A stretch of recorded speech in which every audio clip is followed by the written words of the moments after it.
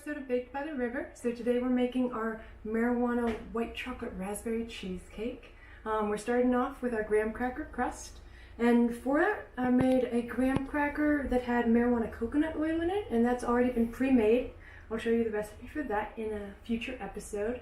But I've got my ground up marijuana graham cracker here. We're going to add 2 tablespoons of melted butter to that. 2 tablespoons of sugar,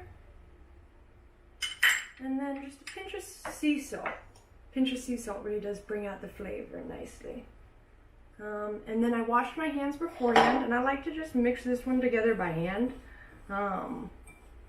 You'll get to know this about me. I'm definitely a hands-on type baker. And this is a great consistency for the crust. Doesn't take too much mixing there. We're going to put this in the bottom of a 7-inch springform pan.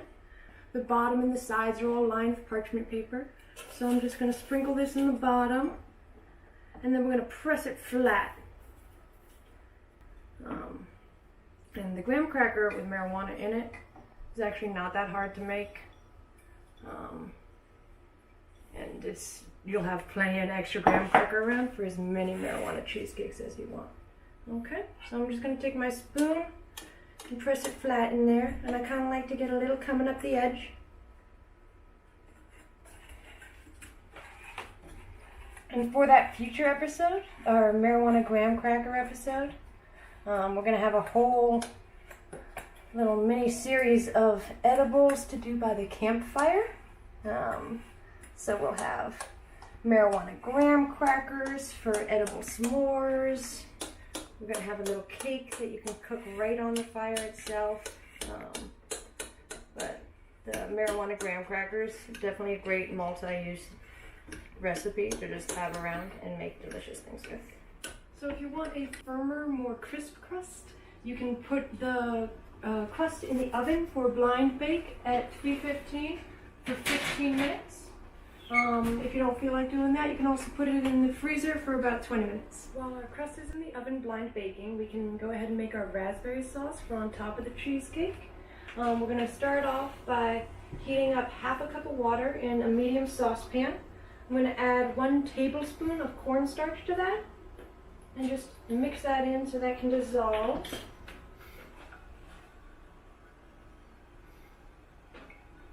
And then once that starts dissolving, I'm going to add in 2 tablespoons of sugar.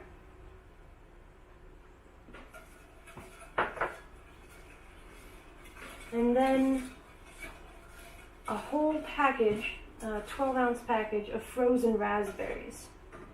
When raspberries are in season, you can go ahead and use fresh raspberries. But right now, frozen raspberries are in the budget, and they work just as well. Okay, I'm going to just stir that up in there. I'm going to bring this to a boil, and then let boil for 5 minutes so that the sauce can thicken up. And then we're going to put the sauce through a sieve to get out all the raspberry seeds, and let it cool off so it can be the topper for our cheesecake. For the white chocolate of our white chocolate raspberry marijuana cheesecake, we're going to melt some white chocolate chips, 4 ounces of white chocolate chips, over our makeshift double boiler over here.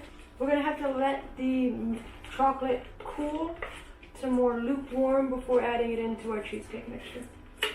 We're going to start making our cream cheese filling now. Start by blending together 24 ounces of cream cheese that is at room temperature. That is very important. It needs to be at room temperature. Cannot skip on that step. So you don't want to whip the cream cheese at all. You don't want a lot of air in it. You just want it to get a real nice creamy texture. So you want to do it at a low speed and just kind of get it nice and creamy, and when it's at room temperature, it works well. So a nice creamy cream cheese, we're going to add 3/4 cup of sour cream, and then 1.5 teaspoons of vanilla, and a whole cup of sugar. And we're going to blend that together. Again, you don't want to whip it too much. Do not want too much air in this cheesecake dough. We're going to add in our eggs now. For the eggs, I like to do it by hand. We just add in one egg at a time. We're going to be cooking our cheesecake in the Instapot today. And with the Instapot, there's the risk of over-mixing the eggs. You can have this really lumpy, awful cheesecake that will actually explode out of the pan. So just to avoid that from happening, we're going to do mix in by hand here. One egg at a time. We've got 2 eggs and then 1 egg yolk is what we'll be mixing in.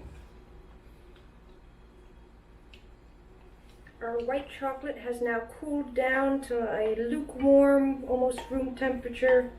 And we're going to add that in here. And it's going to be the delicious white chocolate bit to our white chocolate raspberry marijuana cheesecake. And I'm just going to fold in the white chocolate as well. No need to get the mixer back out for this stage.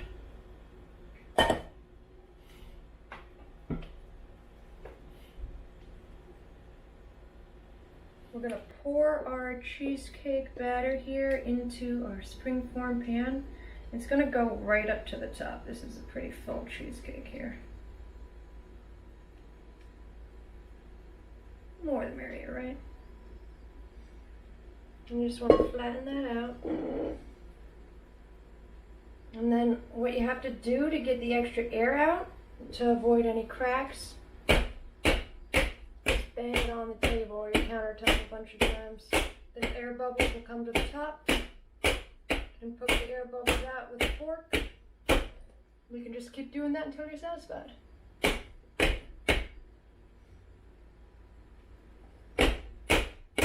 I like to decorate the cheesecake before it gets cooked because I'm a risk taker in life. And the design I like to do is kind of like a spirally spiderweb type thing.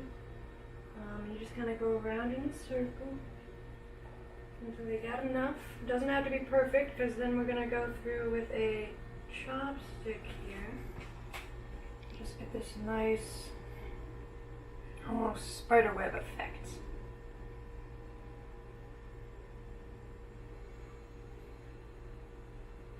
Keep going all the way around.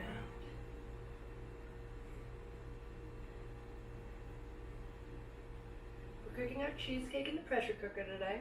So you can set your pressure cooker for 38 minutes. And what you have to do is let the water start to heat up first before you put the cheesecake in. Once the water starts to boil, put the cheesecake in immediately. Turning on now, starting to heat up a little bit. So as soon as it starts to boil, you put the cheesecake in immediately. You're going to put your little foil tent over the cheesecake so the water doesn't condense too much on top of the surface there. And then let it cook for 38 minutes. And then once 38 minutes are done, you're going to let it do a natural release. If it doesn't fully naturally release within 18 minutes, go ahead and do a quick release and we'll have a cheesecake ready to go. You might have to blot off a little bit of water afterward. Don't freak out. That's perfectly fine and won't affect the cheesecake at all. I like to decorate it with a little stabilized whipped cream and some raspberries for the next day anyway. But for right now, we're going to let this cool to room temperature for about an hour. Then we're going to take it out of the springform pan, remove the parchment paper, and put it in the fridge covered for a whole 24 hours. That's the hardest part. You got to wait till the next day to eat the cheesecake, but it's worth it because it's going to taste so good tomorrow night.